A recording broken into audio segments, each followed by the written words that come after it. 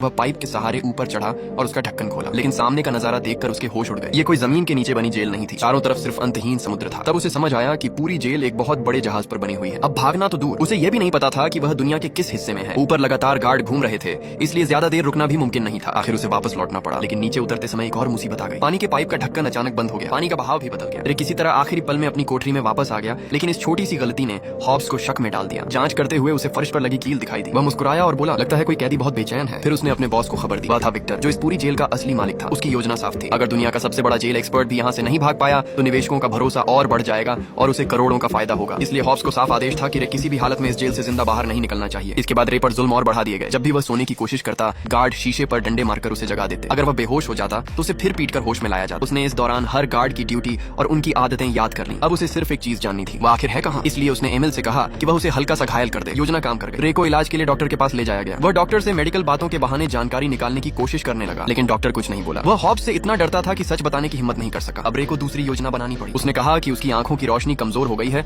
और उसे चश्मा चाहिए। अगले दिन एमिल ने लड़ाई का नाटक करते हुए उसका चेहरा बुरी तरह सूझा दिया। अब चश्मा देना जरूरी हो गया। रे ने मिले हुए चश्मे और एक छोटे से पेन की मदद से एक खास औजार बना लिया। ये एक ऐसा यंत्र था जिससे समुद्र की दिशा और सितारों के सहारे जगह का अंदाजा लगाया जा सकता था, लेकिन इसे इस्तेमाल करने के लिए जहाज के ऊपरी हिस्से पर जाना जरूरी था। ये मौका सिर्फ एक कैदी को मिल सकता था। उसका नाम था जावेद, जो हर दिन नमाज पढ़ता था। लेकिन एक दिक्कत थी, जावेद और एमिल एक दूसरे के कट्टर दुश्मन थे। फिर भी आजादी की चाह सबसे बड़ी होती है। जावेद खुद हॉब्स के पास गया। उसने कहा, मुझे पता है कुछ लोग जेल से भागने की योजना बना रहे हैं, लेकिन पूरी बात बताने से पहले मेरी एक छोटी सी शर्त है। उसने कुरान की एक प्रति मांगी और चांदनी में नमाज पढ़ने की इजाजत दी। हॉब्स को इसमें कोई खतरा नहीं लगा। उसने तुरंत इजाजत दे दी। उस रात जावेद पहली बार जहाज के ऊपर पहुंचा। इतने दिनों बाद खुले आसमान और चांद को देखकर उसकी आंखें भर आईं। नमाज के दौरान उसने अपने शरीर की आड़ में रे का बनाया हुआ छोटा यंत्र निकाल लिया। गार्डों की आंखों के सामने ही उसने चुपचाप माप लेना पूरा कर लिया। नीचे लौटकर उसने रे को बताया कि माप के हिसाब से वे लगभग 30 डिग्री उत्तर की तरफ है। रे ने टॉयलेट के पानी के घूमने की दिशा और बाकी सुरागों को भी मिलाया। अब उसे यकीन हो गया, यह जेल उत्तरी गोलार्ध के समुद्र में कहीं मौजूद थी। अब सिर्फ एक सवाल बचा था, समय कौन सा चल रहा है। जावेद को एक नए कैदी से पता चला कि अभी नवंबर का महीना है। इस मौसम में समुद्र के पास अब भी गर्म हवा चल रही थी और हल्की बारिश भी हो रही थी। इन सब बातों को जोड़कर रे ने अंदाजा लगाया कि यह जहाज शायद अफ्रीका के मोरक्को के तट कैसाब्लांका के पास है। किस्मत से एमिल के कुछ पुराने साथी भी कैसाब्लांका में रहते थे। अब बस किसी तरह बाहर खबर पहुंचानी थी, लेकिन ऐसा कर सकता था सिर्फ एक इंसान, जेल का डॉक्टर। जावेद सीधे डॉक्टर के पास गया। उसने कहा, हॉब्स की मेज पर एक किताब रखी है, उसका 28वां पन्ना पढ़िए, फिर आपको सब समझ आ जाएगा। डॉक्टर ने ऐसा ही किया। पन्ना पढ़ते ही उसके चेहरे का रंग बदल गया। उसने तुरंत जावेद को बुलाया और पूछा, तुम्हें ये सब कैसे पता। जावेद बोला, क्योंकि वह किताब मैंने लिखी है। मैं कोई असली कैदी नहीं हूँ, मैं जेलों की सुरक्षा जांचने वाला एक्सपर्ट हूँ, जिसे धोखे से यहाँ कैद कर दिया गया है। अब डॉक्टर को पूरी सच्चाई समझ आ गई। आखिरकार उसने उनकी मदद करने का फैसला कर लिया। अब भागने की आखिरी तैयारी शुरू हो गई। रे ने हॉब्स को झूठी खबर पहुंचाई कि जावेद सी ब्लॉक में दंगा करवाने वाला है। हॉब्स ने तुरंत वहां निगरानी बढ़ा दी और ज्यादातर गार्ड उसी तरफ भेज दिए, लेकिन ये सिर्फ एक चाल थी। असल हमला बी ब्लॉक, जहां एमिल था, वहां होना था। योजना के मुताबिक